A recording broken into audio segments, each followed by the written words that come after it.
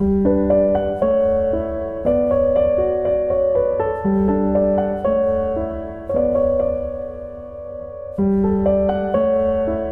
libro, una hora. Dirigido por Antonio Martínez Asensio. Bienvenidos una semana más a Un libro, una hora. Hoy vamos a contarles de Ratones y hombres, de John Steinbeck.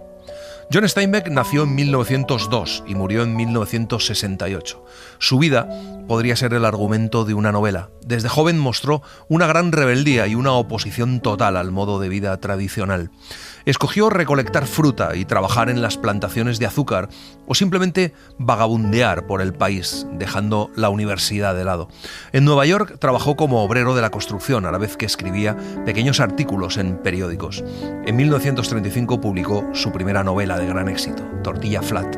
Luego vinieron obras inmortales como Al este del Edén, La perla o la impresionante Las uvas de la ira.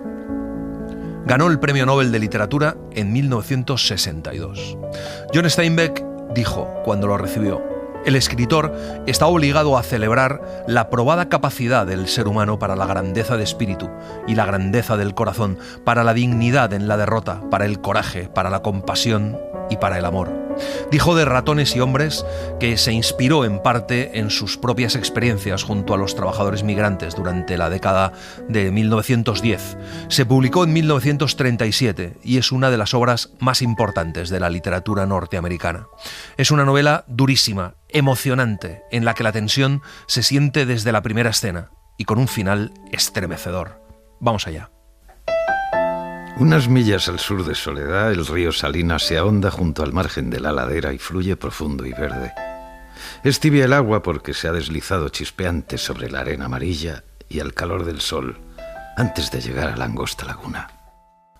Así comienza De Ratones y hombres, en la orilla de una laguna donde los conejos salen del matorral para sentarse en la arena al atardecer.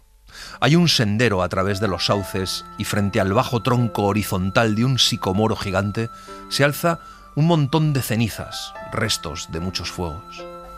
Desde la carretera estatal llegó el sonido de pasos sobre frágiles hojas de sicomoro. Los conejos corrieron a ocultarse sin ruido. Una zancuda garza se remontó trabajosamente en el aire y aleteó aguas abajo. Por un momento, el lugar permaneció inanimado. Y luego dos hombres emergieron del sendero y entraron en el espacio abierto situado junto a la laguna. Los dos visten pantalones de estameña y chaquetas del mismo género, con botones de bronce. Usan sombreros negros, carentes de forma, y llevan unos atillos envueltos en mantas y echados al hombro. George, el primer hombre, es pequeño y rápido, moreno de cara, de ojos inquietos y facciones agudas, fuertes. Lenny camina detrás de él.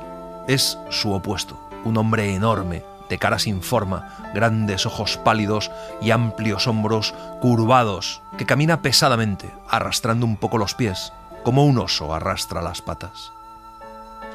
De Ratones y hombres nos traslada a la Gran Depresión americana de los años 30, que se caracterizó por la inestabilidad de los mercados, las elevadísimas tasas de paro, el trabajo precario, los despidos y los desahucios, provocando migraciones en busca de una vida mejor. Steinbeck fue el gran escritor de Los desheredados, capaz de crear una historia estremecedora con hombres y mujeres que se mueven entre los que luchan por salir adelante, los que se dejan arrastrar por el cansancio, la incapacidad o el agotamiento. El primer hombre se detuvo de pronto en el claro y el que le seguía casi tropezó con él. El más pequeño se quitó el sombrero y enjugó la badana con el índice y sacudió la humedad. Su enorme compañero dejó caer su frazada y se arrojó de bruces y bebió de la superficie de la verde laguna. Bebió a largos tragos, resoplando en el agua como un caballo. George le dice a Lenny que no beba tanto, que se va a poner malo. Lenny hunde toda la cabeza en el agua, sombrero y todo, y luego se sienta en la orilla, chorreando. George prueba el agua y luego se la echa en la cara y la extiende por el cuello y la nuca. Vuelve a calarse el sombrero, se retira del río, alza las rodillas y las rodea con los brazos. Lenny, que lo ha estado mirando, lo imita exactamente. Y luego mira a George para ver si lo ha hecho bien. Viajaban en un autobús que les ha dejado a más de 4 millas del rancho a donde van, aunque les ha dicho que estaba solo un trecho. George, Sí, ¿qué quieres? ¿Dónde vamos, George? El hombrecito dio un tirón del ala de su sombrero y miró a Lenny con el ceño fruncido. Así que ya lo olvidaste, ¿eh? Te lo tengo que decir otra vez, ¿verdad? Jesús, eres un verdadero idiota. Lo olvidé, dijo Lenny suavemente. Traté de no olvidarlo. Lo juro por Dios, George. Lenny solo se acuerda de los conejos. Pero George le dice que no es hora de acordarse de los conejos y le recuerda que les han dado sus tarjetas de trabajo y los billetes del autobús. Entonces Lenny se da cuenta de que no tiene la suya y George le dice que él tiene las dos. Al sacar la mano del bolsillo, George le pregunta qué lleva y Lenny le dice que nada, pero George insiste y al final Lenny le enseña un ratón muerto que lleva en el bolsillo y lo lleva para acariciarlo. George coge el ratón y lo arroja por encima de la laguna a la otra orilla, entre los matorrales. Bueno, mira, vamos a trabajar en un rancho como aquel donde estuvimos en el norte. ¿El norte? En Witt. Ah, claro, ya recuerdo, en Witt. El rancho a donde vamos está muy cerca. Iremos a ver al patrón. Ahora, fíjate, yo le daré las tarjetas de empleo, pero tú no dirás ni una palabra. Te quedas quieto y no dices nada. Si descubre lo imbécil que eres, no nos va a dar trabajo. Pero si te ve trabajar antes de oírte hablar, estamos contratados. ¿Lo has entendido? Claro, George, claro que lo he entendido. Y le dice que tampoco vaya a hacer ningún disparate como en Witt, de donde tuvieron que salir corriendo. Deciden quedarse a dormir allí. Está atardeciendo. Por la mañana llegarán al rancho. George ha visto máquinas trilladoras, lo que quiere decir que van a cargar sacos de cereales hasta reventar. Lenny va a coger ramas secas para preparar el fuego. Van a cenar 3 latas de judías que George tiene en su hatillo. Cuando Lenny vuelve, George le pide que le dé el ratón, y aunque Lenny lo niega repetidas veces, termina dándoselo a George, que vuelve a tirarlo lejos. No sé dónde habrá otro ratón. Recuerdo que una señora me daba ratones, todos los que conseguía. Pero esa señora no está aquí. Señora, ¿eh? Se burló George. Ni siquiera te acuerdas de quién era esa señora. Era tu tía Clara. Y ella misma dejó de darte ratones, siempre los matabas. Lenny alzó tristemente la vista. «Eran tan pequeños», dijo disculpándose. «Yo los acariciaba y enseguida me mordían los dedos. Y yo les apretaba un poco la cabeza. Entonces se morían, porque eran muy pequeños. Me gustaría tener pronto esos conejos, George. No son tan pequeños». George se queja. Dice que él podría tener una vida estupenda, ganar dinero y comprar lo que quisiera, irse a un burdel, y que sin embargo lo único que hace es cuidar a Lenny y que no puede conservar ni un empleo y le hace perder todos los trabajos que le dan, obligándole a recorrer el país entero y metiéndose en líos. Lenny dice que solo quería tocar el vestido de esa chica, acariciarlo como a los ratones. Sí, pero ¿cómo diablos iba a saber ella que no querías más que eso? La pobre da un tirón y tú sigues agarrándola como si fuera un ratón.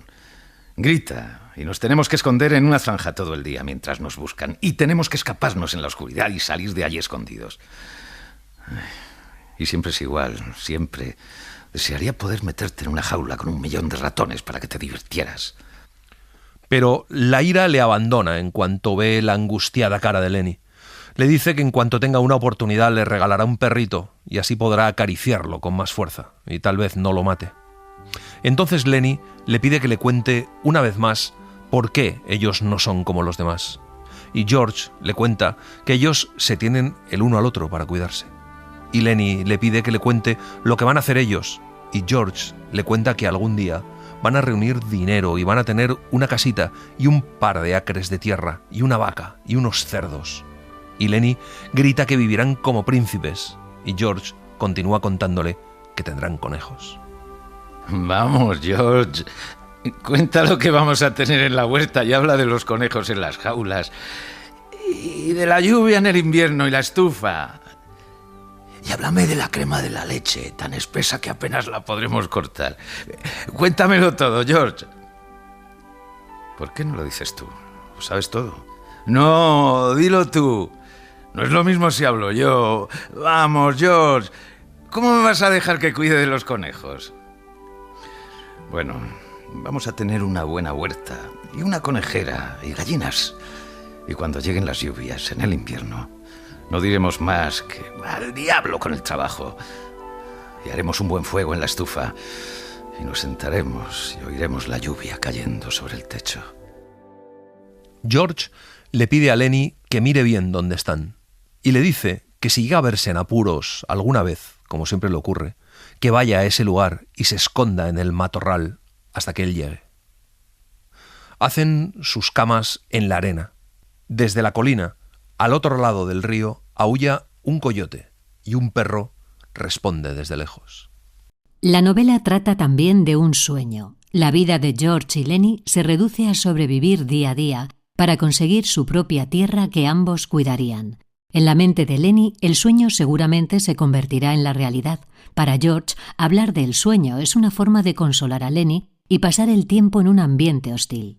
Estos personajes representan a los jornaleros, a los labriegos, a los trabajadores sin tierra en busca de trabajo, aceptando, si es que lo conseguían, sueldos mínimos y miserables. Tener sus propias tierras era el sueño americano de los trabajadores del campo. La casa de los peones era un largo edificio rectangular. Por dentro las paredes estaban blanqueadas con cal y el piso no tenía pintura. En 3 paredes había pequeñas ventanas cuadradas y en la cuarta una sólida puerta con cerrojo de madera. Contra las paredes se alineaban 8 camastros, 5 de ellos hechos ya con mantas y los otros 3 con sus fundas de arpillera al aire. Sobre cada camastro estaba clavado un cajón de manzanas con la abertura hacia adelante, de manera que formaba 2 estantes para guardar los efectos personales del ocupante de la litera. Kendi, un anciano alto y cargado de hombros que viste ropa ordinaria azul y lleva una gran escoba, les dice que el patrón les esperaba anoche. Les asigna sus camas, que son nada más que sacos de arpillera llenos de paja. George levanta la arpillera del camastro y mira por debajo. Inmediatamente Lenny hace lo mismo con su cama. George deshace su atillo y pone cosas en el estante y luego hace la cama pulcramente con sus mantas.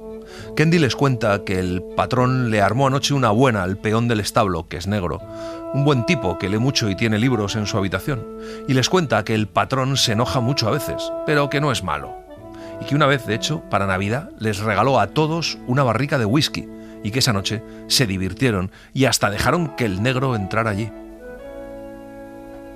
Lenny estaba terminando de hacer su cama. El cerrojo de madera se alzó otra vez y la puerta se abrió. Un hombrecillo recio apareció por la puerta. Vestía pantalones azules de grueso algodón, camisa de franela, chaleco negro desabrochado y abrigo también negro. Tenía los pulgares metidos bajo el cinturón, uno a cada lado de una cuadrada hebilla de acero. En la cabeza llevaba un sucio Stetson pardo y calzaba botas de tacón alto con espuelas para demostrar que no era un mero trabajador. Kendi le mira y rápidamente se dirige hacia la puerta. El patrón entra en la estancia con los pasos breves, rápidos, del hombre de piernas cortas. Les pide las tarjetas de empleo y George le explica que la culpa fue del conductor del autobús que les dejó a 10 millas del rancho. Les pregunta sus nombres a ambos y les pregunta dónde han trabajado. Pero cada vez que se dirige a Lenny, George contesta por él. El patrón le pregunta a Lenny qué sabe hacer. Lleno de pánico, Lenny miró a George para que lo ayudara. Sabe hacer todo lo que le digan, explicó George. Sabe conducir bien un tronco de mulas. Puede cargar bolsas, llevar una cosechadora. Puede hacer de todo. Póngalo a prueba. El patrón se volvió hacia George. Entonces, ¿por qué no dejas que él me conteste? ¿Me queréis engañar acaso? George interrumpió con voz muy alta. Oh, no digo que sea inteligente, no lo es. Pero digo que para trabajar no hay quien le gane. Es capaz de cargar un fardo de 200 kilos. El patrón le pregunta a George qué papel juega en eso. Si se queda su sueldo, porque nunca ha visto a un hombre preocuparse tanto por otro. George contesta que es su primo y que le prometió a su madre que lo cuidaría, que cuando era un niño un caballo le coceó la cabeza, pero que sabe hacer todo lo que se le diga. Antes de darse la vuelta, el patrón les pregunta por qué se fueron de Witt, y George contesta que porque se acabó el trabajo. El patrón les asigna el trabajo y se va. Después de comer saldrán con las cuadrillas de peones que están cargando cebada junto a la trilladora. Irán con la cuadrilla de Slim. Lenny le pregunta a George por qué ha mentido al patrón, y George se da cuenta de que Candy les está escuchando. El anciano incómodo miró a George y a Lenny, y otra vez a George. Acababa de llegar, explicó. No oí nada de lo que decíais, no me interesa nada de lo que decíais. En un rancho no se escucha lo que dicen los demás, ni se hacen preguntas. Claro que no, dijo George algo apaciguado. El que lo hace no dura mucho. Un elemento importante en la historia es la amistad que hay entre los dos protagonistas, que sorprende a todo el mundo, sobre todo por la personalidad de Lenny, y lo primero que piensan es que George se aprovecha de él quitándole el salario que gana. Esto refleja parte de la ideología estadounidense en la que predomina el individualismo y el capital como lo más importante. George tiene que mentir, dice que Lenny es su familiar. Esa es la única razón con la que se explicarían por qué lo lleva consigo, puesto que parece que solo es posible cargar con alguien que es un estorbo o ayudar a alguien si es de la familia. Candy cuida de un perro muy viejo que tiene desde que era cachorro. Cuando están hablando del perro, entra en el barracón un hombre joven, flaco, de cara tostada, ojos pardos y la cabeza llena de apretados rizos. En la mano izquierda lleva puesto un guante de trabajo y, como el patrón, calza botas de tacón alto. Es Curly, el hijo del patrón. Pregunta por su padre. Curly mira a los dos hombres nuevos y se detiene. Mira fríamente a George y luego a Lenny. Sus brazos se doblan gradualmente por los codos y sus manos se cierran en dos puños. Se tensa. Sus ojos son a la vez calculadores y belicosos. Lenny se retuerce bajo esa mirada y mueve los pies, nervioso. Curly se le acerca. ¿Sois los peones que esperaba mi padre? Acabamos de llegar, contestó George. Deja que hable el grandullón. Lenny se encogió incómodo y George dijo: ¿y si no quiere hablar? Curly giró el cuerpo como si hubiera recibido un latigazo. Por Dios, tiene que contestar cuando se le habla. ¿Para qué te metes? Viajamos juntos, le respondió George fríamente. Ah, ¿con qué es así? George estaba tenso, inmóvil. Sí, es así.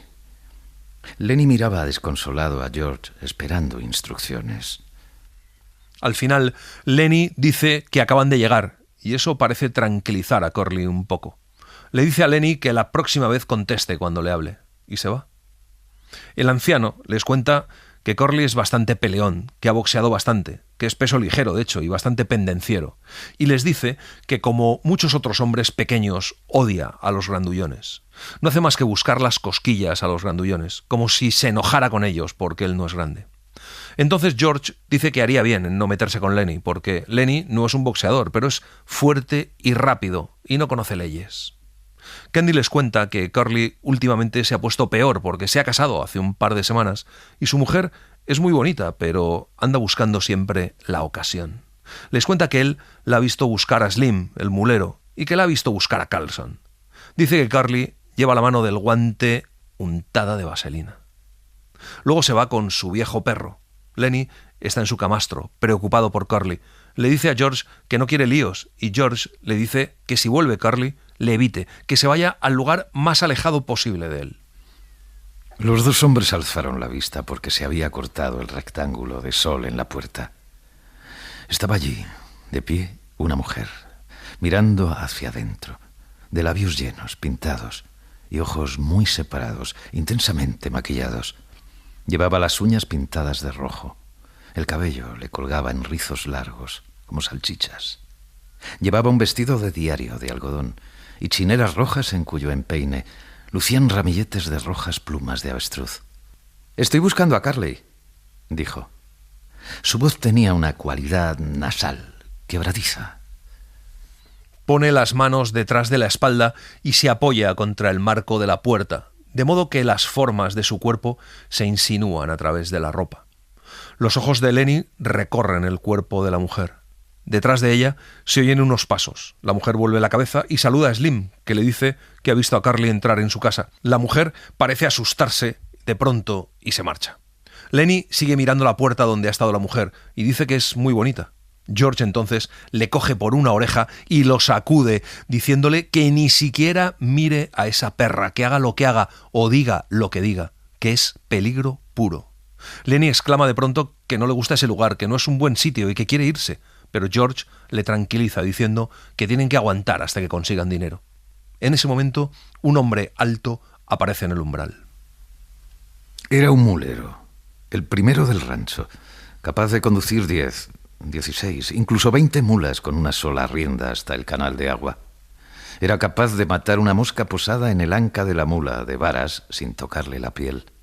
Había una gravedad en sus maneras y una calma tan profunda que toda charla se interrumpía cuando él hablaba. Tan grande era su autoridad que se aceptaba como definitiva su opinión sobre cualquier tema, fuera de política o de amor. Este era Slim, el mulero. Su cara enjuta no tenía edad. Podría contar 35 o 50 años. Slim es un hombre afable. Hablan del trabajo que van a hacer y George destaca la capacidad de trabajo de Lenny. Slim les pregunta si viajan juntos y George le dice que sí, que cuidan el uno del otro. Slim dice que no hay muchos hombres que viajen juntos. Quizá porque todos tienen miedo de todos los demás en este condenado mundo. En ese momento entra Carlson, un hombre fuerte, de barriga prominente. Slim le pregunta por su perra, que acaba de tener cachorros. Slim le dice que podría darle un cachorro a Candy porque su perro es viejísimo y apesta. Lenny ha estado escuchando toda la conversación emocionado porque también quiere un cachorro. Cuando los dos hombres se van, George le promete pedirle uno para Lenny. Por la tarde empieza el trabajo y efectivamente Lenny trabaja muy bien. Slim está contento. Carlson le regala un cachorrito y entonces Lenny ya no quiere dormir en el barracón, sino en el granero con los perros. Slim vuelve a decir a George que es raro que viajen juntos. George quedó en silencio. Quería hablar. Slim no lo alentaba ni lo desalentaba. Seguía sentado, echado hacia atrás, quieto y receptivo. No es tan raro que él y yo vayamos juntos, dijo por fin. Los dos nacimos en Auburn. Yo conocí a la tía de Lenny, Clara, que lo recogió cuando era un niño y lo crió. Cuando murió la tía Clara, Lenny vino conmigo a trabajar. Con el tiempo nos hemos acostumbrado el uno al otro. Slim dice que Lenny es un buen tipo y que no se necesitan sesos para ser bueno. Más bien al contrario. Casi nunca un tipo muy listo es un hombre bueno. Y metidos en confidencias, George les cuenta lo que pasó en Witt. Lenny vio a una chica con un vestido rojo. Quiere tocar todo lo que le gusta, nada más que palparlo, así que extendió la mano para tocar ese vestido y la chica chilló. Lenny se hizo un lío y siguió agarrando el vestido, asustado y confuso. La chica dijo que había abusado de ella y entonces los hombres quisieron linchar a Lenny y ellos tuvieron que escapar. George dice que no le hizo nada a la niña, que solo quería acariciar el vestido, como a su cachorro. En ese momento entra Lenny y se dirige a su camastro. George se da cuenta de que lleva a su cachorro escondido y le obliga a llevarlo de nuevo con su madre porque es demasiado pequeño. Candy está allí con su perro cuando entra Carlson. Dios del cielo, ¿cómo apesta ese perro? Sácamelo de aquí, Candy. No hay nada que huela tan mal como un perro viejo. Tienes que llevártelo. Candy giró hasta el borde de su camastro. Tendió una mano hacia abajo y palmeó al perro y luego pidió disculpas. Estoy tanto con él que no me doy cuenta de que apesta. Bueno, pero yo no lo aguanto, dijo Carlson. Ese olor queda aquí incluso después de haberse ido el perro. Avanzó con los pasos de sus piernas pesadas y miró de cerca al perro. No tiene dientes, prosiguió. Está todo él rígido a causa del reumatismo. No te sirve para nada, Candy. Y él sufre mucho. ¿Por qué no lo matas, Candy? Candy mira a su alrededor con expresión de infortunio y dice que no sería capaz. Carlson se ofrece a hacerlo. Dice que no sentirá nada, que le pondrá la pistola justo detrás de la cabeza y ni siquiera se moverá. Candy busca ayuda de cara en cara. Carlson va hacia su camastro, saca un paquete que hay debajo y en su mano aparece una pistola, una Luger. Slim le promete que le dará un cachorro y entonces Candy accede. Carlson saca una fina correa de cuero, la ata en torno al pescuezo del perro y se lo lleva. Reina el silencio en el cuarto. Unos minutos después, en la distancia, suena un disparo. Los hombres miran rápidamente al anciano. Candy se vuelve lentamente en la cama y queda de cara a la pared, en silencio. Lenny y Carlson entran juntos. Lenny se acerca a su camastro y se sienta, tratando de no llamar la atención. Carlson limpia su pistola. Lenny tamborileó en la mesa con sus dedos. «George, George, ¿cuánto tiempo va a pasar hasta que consigamos esos 2 pedazos de tierra para vivir como príncipes? ¿Y los conejos?» «No sé», repuso George. «Tenemos que juntar mucho dinero. Sé dónde hay un terreno que podríamos conseguir, pero no lo regalan». El viejo Kennedy se volvió lentamente en su cama. Tenía muy abiertos los ojos. Escrutó cuidadosamente a George. «Cuéntame cómo va a ser, George», pidió Lenny. «Ya te expliqué anoche cómo va a ser». «Vamos, otra vez, George». Y George le cuenta que son unos 10 acres, que hay un molino de viento, una pequeña cabaña y un gallinero, que tiene cocina, huerta, cerezas, manzanas, melocotones, albaricoques y unas pocas fresas. Le cuenta que hay un espacio para cultivar alfalfa y bastante agua para el riego, que hay una pocilga para los cerdos. Lenny le interrumpe y le recuerda a los conejos, pero George dice que todavía no hay sitio para los conejos, pero que pronto construirá unas conejeras y él podrá alimentar a los conejos con alfalfa. Y podríamos tener unos cuantos cerdos. Yo podría hacer un ahumadero como tenía mi abuelo, y cuando matáramos un cerdo, podríamos ahumar la panceta y los jamones, y hacer embutido y todo lo demás. Y cuando los salmones remontaran el río, podríamos pescar más de 100 y salarlos y ahumarlos. Podemos guardarlos para el desayuno. No hay nada más sabroso que el salmón ahumado. Cuando la fruta madurase, podríamos ponerla en latas. Y tomates, que son fáciles de conservar. Todos los domingos mataríamos un pollo o un conejo. Tal vez tengamos una vaca o una cabra. Y la crema de la leche es pero tan espesa, que para cortarla habrá que usar cuchillo. Lenny le mira con los ojos muy abiertos, pero también lo hace el viejo Kennedy. George sigue imaginando cómo será su vida, cómo será la casa y el día a día. Está extasiado ante su propio cuadro y por eso los dos se sobresaltan cuando Kennedy le pregunta si sabe dónde hay un lugar así y cuánto piden por él. George le mira con recelo, pero le contesta que podría conseguirlo por $600. Es de 2 viejos que no tienen un centavo. «Yo no valgo mucho con una mano de menos», dijo Kennedy.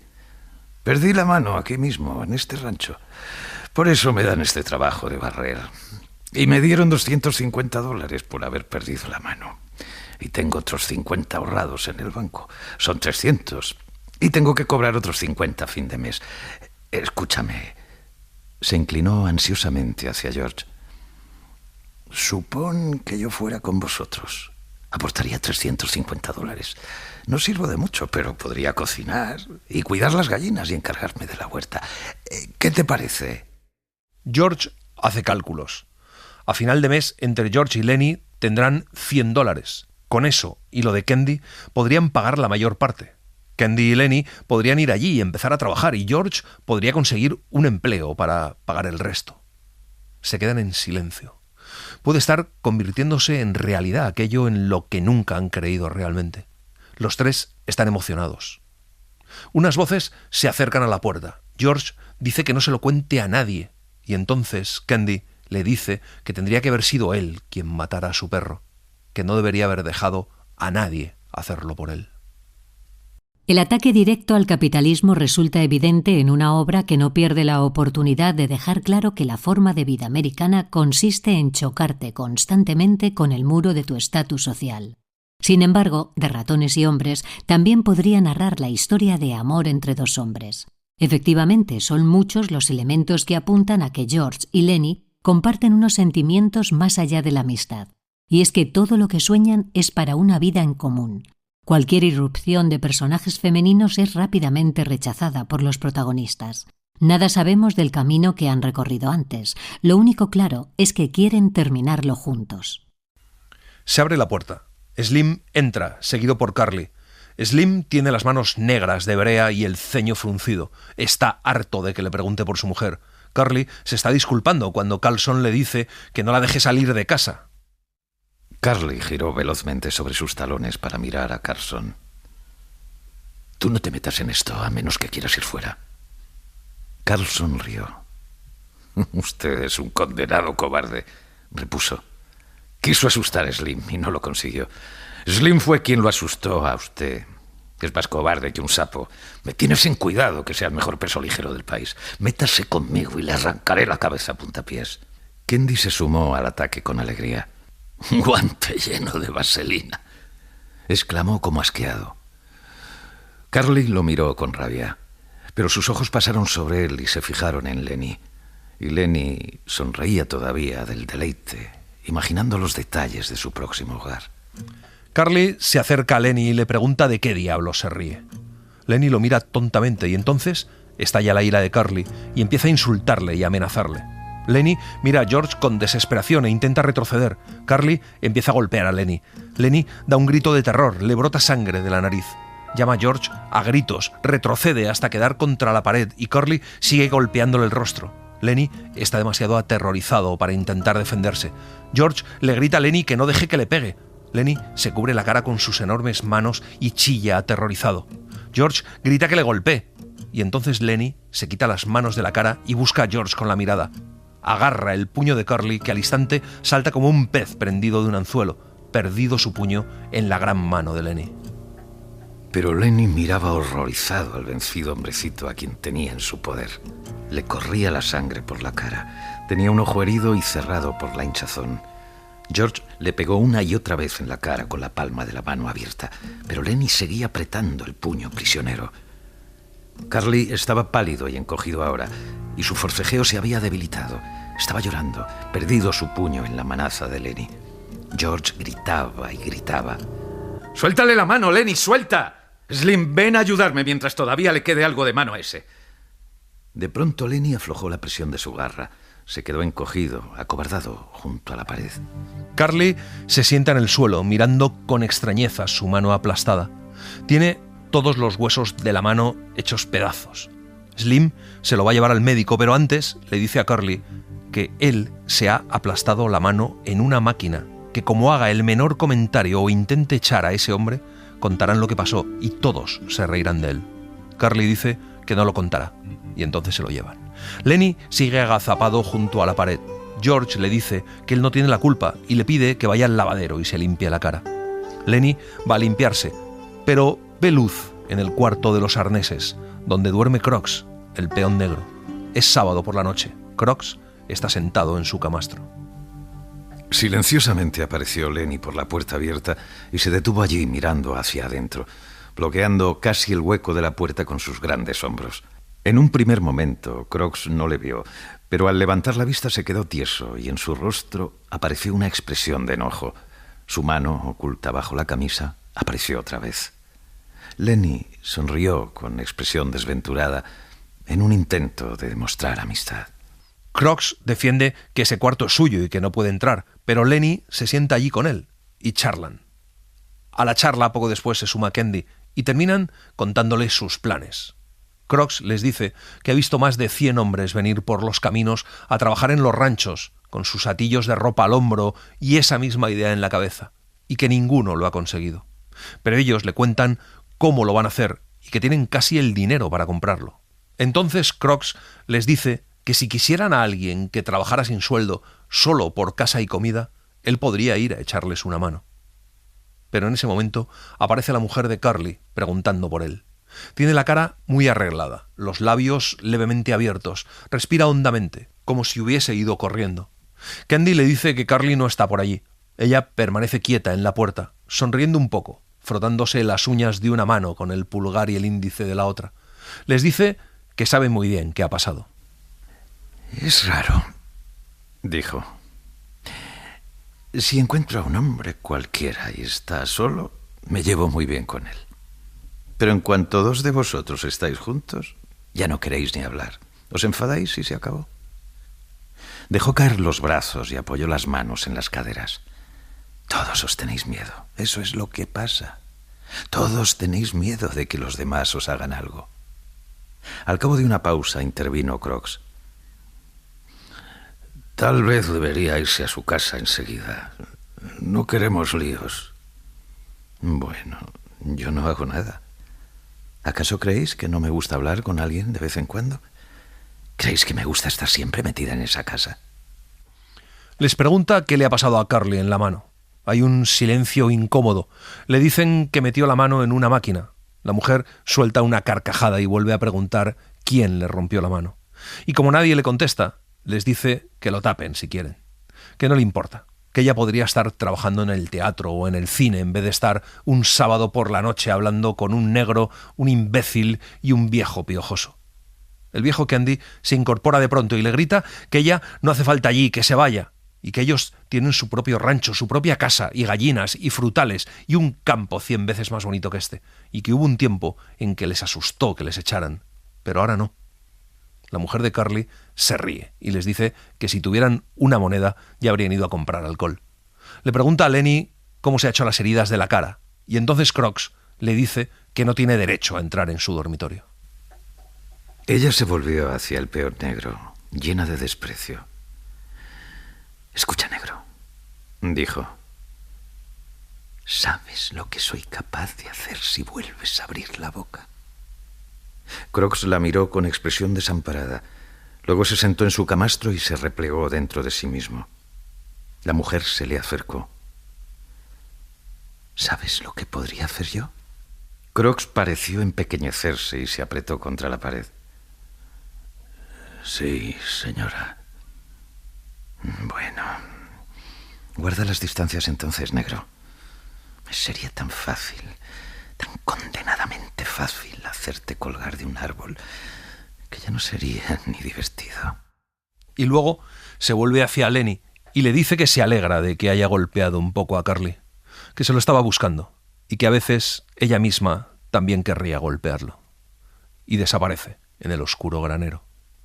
En la novela hay una clara crítica del racismo, componente común de la vida cotidiana de los años 30. Pues aunque los trabajadores de la historia eran todos de clase baja, Crooks vivía aislado en un cuarto, solo, sin poder hablar con nadie por ser una persona negra. En la historia es evidente cómo el hombre está deseoso de compañía, de que alguien se le acerque, pues viven en el completo aislamiento. Lenny, que no es consciente de las distinciones sociales por el color de piel, entra al cuarto, así como Candy y luego la mujer de Curly, y Crooks se siente vivo y por un momento olvida su condición. Pero no dura mucho y vuelve a su estado de resignación.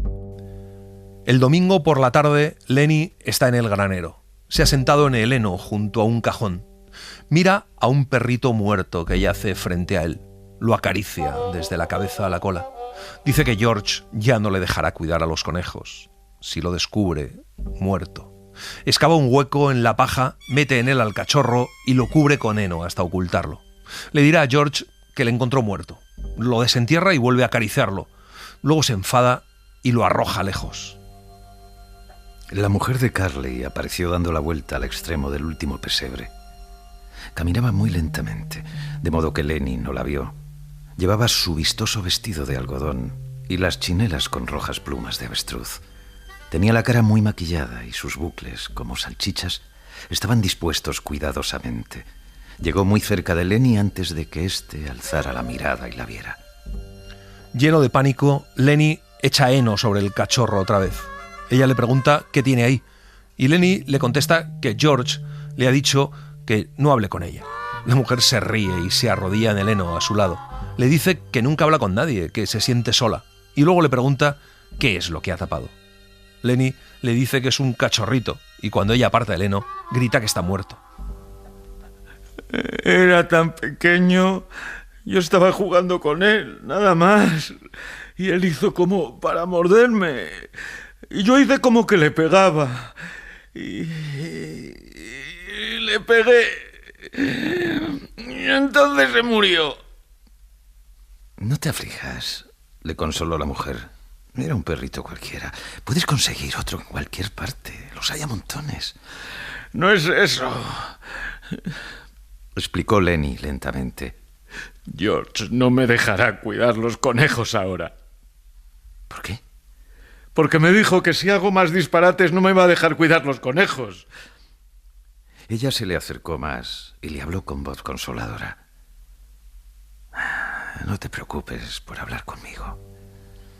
Pero Lenny le dice que si George le ve hablando con ella, le va a reñir mucho. La mujer se enfurece y le dice que ella no hace ningún mal a nadie, que podía haber hecho otra vida y quizá pueda todavía. Y entonces sus palabras se derraman en una pasión comunicativa, como si tuviera que darse prisa antes de que le arrebataran al oyente. Y le cuenta que cuando era pequeña pasó por su pueblo una compañía de teatro y conoció a uno de los actores que le dijo que podía ir con la compañía, pero su madre no le dejó.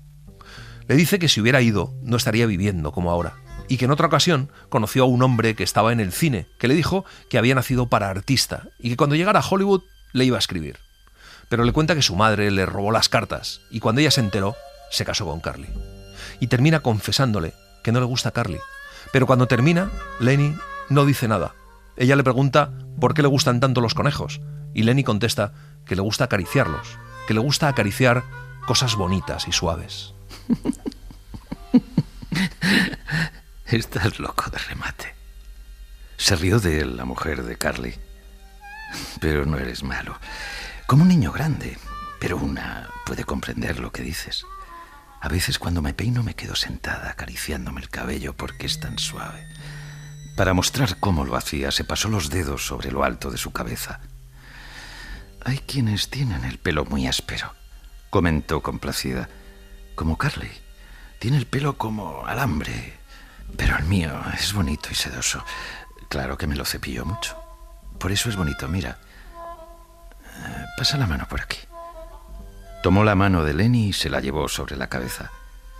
Toca aquí y verás qué sedoso es. Los grandes dedos de Lenny empiezan a acariciarle el cabello, cada vez con más fuerza. Ella le dice que tenga cuidado, que se lo va a enredar, y luego grita furiosa. Le dice que basta ya. Echa bruscamente a un lado la cabeza y los dedos de Lenny se cierran en sus cabellos y los aprietan. Ella grita que la suelte. Lenny es presa del pánico. Con la otra mano le tapa la boca y la nariz, mientras le ruega que no haga eso, que George se va a enfadar. Ella lucha violentamente bajo las manos enormes, luchan sus pies sobre el heno y sacude todo su cuerpo para liberarse. Por debajo de la mano de Lenny surge un chillido ahogado. Oh, por favor, no haga eso. Volvió a rogar. George va a decir que hice un disparate. No va a dejar que cuide los conejos. Apartó un poco la mano y se oyó un áspero grito. Entonces Lenny se encolerizó. ¡Le he dicho que no! ¡No quiero que grite! ¡Me va a meter en un lío como dijo George! ¡No haga eso! Y ella continuó luchando, con ojos desorbitados por el terror. ¡No siga gritando!, dijo Lenny y la sacudió. Y el cuerpo de la mujer se movió flácidamente, como el de un pez. Y luego quedó quieta, porque Lenny le había quebrado el cuello. Lenny le quita la mano de la boca, se inclina muy cerca de ella, levanta el brazo de la mujer y lo deja caer. Murmura que ha vuelto a hacer algo malo. Con sus manazas cava el heno hasta cubrir en parte el cuerpo. Desde afuera llega un clamor de hombres y por primera vez Lenny tiene conciencia del exterior. Mira a la mujer muerta y se desliza hasta el extremo del último pesebre. Allí da la vuelta y desaparece. La mujer de Carly yacía cubierta a medias por el heno amarillo. La mezquindad y los planes, el descontento y el ansia de ser atendida habían desaparecido de su rostro. Estaba muy bella y sencilla, y su cara era dulce y joven. Sus mejillas pintadas y sus enrojecidos labios la hacían parecer viva todavía, muy levemente dormida. Los bucles, diminutos rollos, estaban tendidos sobre el heno tras la cabeza, los labios entreabiertos. Kendi entra en el granero llamando a Lenny y cuando ve a la mujer le pide perdón. Luego le dice que no debería dormir allí y luego se da cuenta y sale corriendo del granero. Al momento vuelve con George. Ambos comprueban que está muerta y enseguida George intuye lo que ha pasado. Dice que hay que decírselo a los muchachos y que tal vez haya que encerrar a Lenny. Pero por otra parte piensa que no puede dejar que se escape porque él solo se moriría de hambre. Kendi dice que Carly querrá lincharlo. Ahora Kendi habló de su más grande temor. Tú y yo podemos comprar el terreno, ¿verdad, George? Tú y yo podemos ir y vivir bien allí, ¿verdad, George? ¿Verdad, George? Antes de que George respondiera, Kendi dejó caer la cabeza y miró el heno. Ya sabía la respuesta. Creo, murmuró George suavemente, que yo lo sabía desde el primer momento. Creo que ya sabía que jamás podríamos hacerlo. Le gustaba tanto ir a hablar de eso, que yo llegué a pensar que quizás lo hiciéramos. Entonces, ¿se acabó todo?, preguntó Kendi huraño. Afuera se interrumpe el ruido del juego. Hay un estruendo de pies al correr y los hombres irrumpen en el granero. Encuentran a la mujer de Carly en la semioscuridad. Carly dice que ya sabe que ha sido Lenny y que le va a matar. Se va por su escopeta y todos le siguen. Carlson va a buscar su Luger, pero alguien se la ha robado. Todos empiezan a caminar. Todos van armados. George irá con ellos para que nadie crea que ha tenido algo que ver. Camina lentamente tras los otros y sus pies se arrastran pesadamente. El ruido de los pasos de los hombres se hace cada vez más lejano. La mujer de Curly es otro de los personajes segregados, que deja ver también el papel de las mujeres en ese contexto. De hecho, no tiene nombre en la novela, solo es la mujer de Curly. El sentimiento generalizado en los trabajadores es el de alejarse de ella. No hay que mirarla, porque puede hacerlos caer en la tentación. Es peligrosa también por ser bella, con un cuerpo insinuante. Solo se la acepta si está cerca de su esposo. Ella se siente aislada y necesitada de la compañía de todos. La mujer simboliza la desgracia para ella misma y para todo el que la rodea. La honda laguna verde del río Salinas estaba muy calmada a la caída de la tarde. El sol había dejado ya el valle para ir trepando por las laderas de las montañas Gavilán, y las cumbres estaban rosadas de sol. Pero junto a la laguna, entre los veteados sicómoros, había caído una sombra placentera. De pronto aparece Lenny entre los matorrales, tan en silencio como se mueve un oso al acecho. Se acerca sigilosamente al borde de la laguna, se arrodilla y bebe, tocando apenas el agua con los labios. Luego se sienta en la orilla, dando el costado a la laguna, de manera que puede vigilar la entrada del sendero. Se abraza las rodillas y en ellas apoya el mentón. «No me olvidé, ¿no, señor?», dijo suavemente Lenny. «Diablos, esconderme en el matorral y esperar a George». Tiró del ala del sombrero para bajarlo más sobre los ojos. «George me va a reñir. George va a decir que le gustaría estar solo sin que yo le molestara tanto». Volvió la cabeza y miró las encendidas cumbres de las montañas. «Puedo irme para allí y encontrar una cueva». Y continuó tristemente. «Y no tendré nunca salsa de tomate. Pero no me importa. Si George no me quiere, me iré». George sale silenciosamente de los matorrales. Lenny se pone de rodillas pidiéndole que no le deje. George se acerca con pasos torpes y se sienta junto a él. Le dice que no. Y Lenny dice que ya lo sabía, que se ha portado mal otra vez. Y George le dice que no importa. Desde la distancia llega el rumor de hombres que se gritan los unos a los otros. Lenny le pide a George que le cuente cómo van a vivir. Los gritos de los hombres resuenan mucho más cerca que antes. George, entonces, le pide a Lenny que se quite el sombrero y mire al otro lado del río mientras se lo cuenta. «Vamos a comprar un trozo de tierra», dijo George. Metió la mano en un bolsillo lateral y sacó la Luger de Carlson. Quitó de un golpe el seguro, y luego mano y arma descansaron sobre la tierra detrás de la espalda de Lenny. Miró la nuca de Lenny, en el sitio donde se juntaban la columna vertebral y el cráneo. Y George empieza a contarle la misma historia. El trozo de tierra, los conejos, y Lenny ríe de felicidad. George baja la mirada hacia la pistola. En ese momento se oyen pisadas. George alza la pistola y escucha las voces. Y George elevó la pistola y la firmó, y puso la boca del cañón cerca de la nuca de Lenny. La mano tembló violentamente, pero se endureció la cara y la mano se calmó. Apretó el gatillo. El estampido del disparo rodó laderas arriba y regresó laderas abajo. Lenny se estremeció y luego fue cayendo lentamente hacia adelante hasta la arena y yació sin estremecerse. George tiembla y luego arroja el arma lejos de sí. El matorral parece llenarse de gritos y del sonido de pies en carrera. Carly se acerca y mira a Lenny allí tendido, y luego mira a George. Slim se acerca directamente a George y se sienta a su lado, muy cerca. Le dice que a veces el hombre tiene que hacer cosas como esa. Carlson pregunta si Lenny tenía su pistola y George le dice que sí. La voz de George es un murmullo. Mira aún fijamente su mano derecha, la mano que ha empuñado la pistola. Slim dio un tirón del codo a George. Vamos, George. Tú y yo vamos a echar un trago. George dejó que lo ayudara a ponerse de pie. Sí, un trago.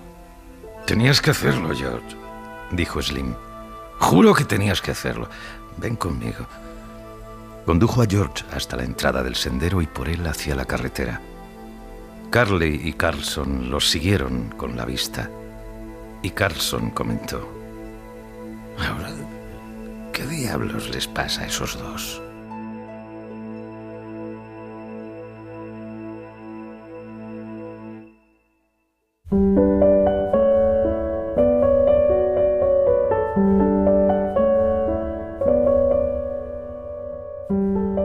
Y así les hemos contado de Ratones y hombres de John Steinbeck. Hemos seguido la edición de Edasa, con traducción de Román A. Jiménez, y también hemos utilizado fragmentos del artículo dedicado a De Ratones y hombres que ha publicado la plataforma Subversión. Ya saben que nos pueden escuchar en directo en la cadena SER, la noche de los sábados a los domingos a las 5 de la mañana y en la app de la cadena SER, pero también nos pueden escuchar en las principales plataformas de audio como Spotify, iVoox, Google Podcast o iTunes, y que también tenemos un correo electrónico, unlibro@cadenaser.com. Pero además ya saben que pueden seguirnos y escucharnos a través de las redes sociales, porque estamos en Facebook, estamos en Twitter y estamos en Instagram. Es fácil encontrarnos, solo hay que poner Un Libro, Una Hora. Allí sacamos enlaces del programa, con lo que los pueden escuchar a través de las redes, publicamos avances, fragmentos y un artículo semanal sobre el libro que contamos. Muchísimas gracias a todos los que nos siguen desde cualquier parte del mundo, desde Chubut, en la Patagonia Argentina, hasta Brasil, Colombia, México y, por supuesto, España. Gracias a todos los que nos escriben mensajes, gracias a Mapi, a Mar, a Atenea, a María de las Nieves, a Paloma, a Julia Tapi, a Usue, a Néstor, a Miguel Vicente, a Galiana, a Daniel Fonfría, a Mariana, a Manuel Torres, a Yolanda, a todos los que nos permiten acompañarles. La semana que viene nos volvemos a encontrar con el Gran Meln de Alain Fournier. Gracias por estar ahí y gracias por leer. Un libro, una hora, en la cadena SER. Un programa escrito y dirigido por Antonio Martínez Asensio, con la voz de Eugenio Barona y la participación de Olga Hernán Gómez, realización de Mariano Revilla, edición y montaje de sonido de Pablo Arévalo.